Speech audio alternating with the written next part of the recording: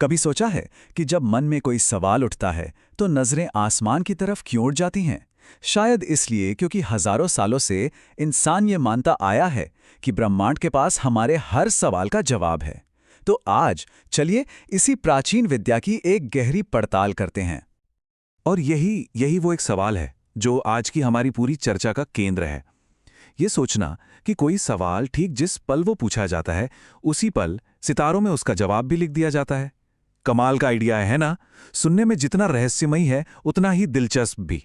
तो चलिए शुरुआत करते हैं। इस पहले हिस्से में हम यही समझने की कोशिश करेंगे कि ये होता कैसे है। मतलब किसी एक पल को, बस एक मोमेंट को पकड़कर उसके ब्रह्मांडीय नक्शे से जवाब कैसे ढूंढा जा सकता है। तो ये है क्या? इसे कहते हैं प्रश्न ज्योतिष। अब देखिए, ये किसी की जन्म कुंडली नहीं है जो पूरी जिंदगी का हाल बताए। नहीं नहीं, ये बिल्कुल अलग है। ये सिर्फ और सिर्फ एक सवाल पर फोकस करती है, वो सवाल जो अभी इसी पल पूछा गया है। और कमाल की बात यह है कि ये विद्या मानती है कि उस सवाल का जवाब भी उसी पल के आसमान में छिपा है। तो सवाल ये है कि ये काम कैसे करता है, इसका टूल क्या है? अब हम उसी चीज के बारे में बात करेंगे जो इस पूरी विद्या का आधार है।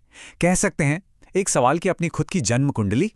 अब यहां जो चीज समझने वाली है वो है इन दोनों के बीच का फर्क। एक तरफ है जन्म कुंडली जो किसी की जिंदगी का पूरा ब्लूप्रिंट है, और दूसरी तरफ है प्रश्न कुंडली। ये एक स्नैपशॉट की तरह है, एक तस्वीर जो सिर्फ उस एक पल को कैद करती है जब वो सवाल पैदा हुआ। और ये तस्वीर कुछ ऐसी ही दिखती है। सोचिए, ये उस पल का एक कॉस्मिक स्नैपशॉट है जब सवाल पूछा गया था। जैसा कि यहां लिखा भी है, ये उस सटीक क्षण का नक्शा है। हर ग्रह, हर राशि, सब अपनी अपनी जगह पर हैं और मिलकर उस एक सवाल की कहानी कह रहे हैं। तो ठीक है, नक्शा तो बन गया, पर इसे पढ़ें कैसे? इसकी भाषा क्या है? चलिए अब इस कुंडली को समझने के लिए जो जरूरी चीजें हैं, जो इसके प्रतीक हैं, जरा उन पर नजर डालते हैं। सबसे पहले आते हैं भाव। इन्हें कुंडली के 12 घर भी कहते हैं। अब इसे ऐसे समझिए, जैसे ये एक स्टेज है और उसके 12 अलग अलग हिस्से हैं। हर हिस्सा जिंदगी के एक अलग पहलू के लिए है। सेहत, पैसा, रिश्ते, करियर, सब कुछ। तो सवाल जिस भी चीज से जुड़ा हो, जवाब के लिए उसी घर या भाव में देखना होगा। तो ये काम कैसे करता है?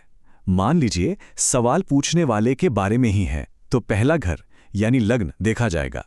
अगर मामला रिश्तों का है तो 7वां घर जरूरी हो जाता है। करियर को लेकर कोई सवाल है तो सीधा 10वें घर पर नजर जाएगी। और अगर सवाल किसी चीज के अंत या घर परिवार से जुड़ा है तो हम चौथे घर की तरफ देखेंगे। ये जो डिवीजन है, यही पूरे एनालिसिस का बेस है। और इस स्टेज पर इन घरों में जो एक्टर्स हैं, जो किरदार हैं, वो हैं ग्रह। ग्रह ही वो एक्टिव फोर्सेस हैं जो इन घरों से गुजरते हैं और यही बताते हैं कि सिचुएशन में चल क्या रहा है, कौन मजबूत है, कौन कमजोर, और एनर्जी का फ्लो किस तरफ है। ओके, तो थ्योरी तो समझ आ गई। अब इसे जरा प्रैक्टिकल करके देखते हैं। चलिए एक असली सवाल लेते हैं और देखते हैं कि इन सारे आइडियाज को लगाकर जवाब तक कैसे पहुंचा जाता है। ये एक बहुत ही क्लासिक और सीधा सा सवाल है जो हमें सोर्स टेक्स्ट में भी मिलता है। क्या ये काम पूरा होगा? अब मान लीजिए किसी ने ये सवाल पूछ लिया, तो इसका जवाब मिलेगा कैसे? तो एक ज्योतिषी इसका जवाब कैसे ढूंढेगा? प्रोसेस कुछ ऐसा होता है। सबसे पहले वो ठीक वही समय नोट करेगा जब सवाल पूछा गया था, बिल्कुल सेकंड तक। फिर उस मोमेंट का कॉस्मिक मैप यानी प्रश्न कुंडली बनाई जाएगी। अब क्योंकि सवाल काम की सफलता का है, तो नजर जाएगी 10वें घर पर और पूछने वाले के अपने घर यानी लग्न पर। और फिर शुरू होता है असली डिटेक्टिव वर्क कि इन घरों के मालिक ग्रह कहाँ हैं, क्या वो मजबूत हैं या कमजोर। आखिर में इन सारे क्लूज को एक कहानी की तरह जोड़कर एक नतीजे पर पहुंचा जाता है। और ये इसका एक बेहतरीन उदाहरण है। देखिए, ये जो दिख रहा है, ये सोर्स टेक्स्ट के एक नियम, एक रूल को दिखाता है। और ऐसे ही नियम इस पूरी विद्या की नींव हैं। यही नियम बताते हैं कि ग्रहों की कुछ खास पोजीशंस कैसे कामयाबी या नाकामी का इशारा करती हैं। तो ये कोई अंदाजा नहीं है, ये नियमों पर आधारित एक पूरा सिस्टमैटिक एनालिसिस है। तो एक सबसे जरूरी बात, एक बेसिक नियम ये है कि अगर पहला घर जो सवाल पूछने वाले को रिप्रेजेंट करता है और उसका मालिक ग्रह कुंडली में मजबूत हालत में है, तो ये अक्सर एक पॉजिटिव हाँ का इशारा होता है। क्यों?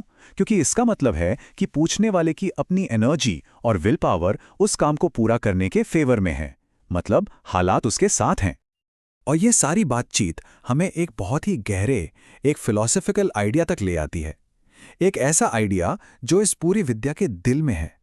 प्रश्न ज्योतिष की पूरी इमारत जानते हैं इसी एक सोच पर टिकी है कि जिस पल कोई सवाल पूछा जाता है वो कोई मामूली पल नहीं होता, वो पल खुद ही सबसे बड़ा इशारा है, सबसे बड़ा संकेत है। ऐसा माना जाता है कि ब्रह्मांड और मन की जिज्ञासा ठीक उसी एक पल में एक सिंक में आ जाते हैं और जवाब भी उसी पल में छिपा होता है। तो हम इसी एक गहरे सवाल पर आकर रुकते हैं। क्या यह सब सिर्फ एक इत्तेफाक है, या फिर हमारे सवालों और ब्रह्मांड के इशारों के बीच सच में कोई गहरा कनेक्शन है जो ठीक उसी एक पल में जाहिर होता है? ये सोचने वाली बात है।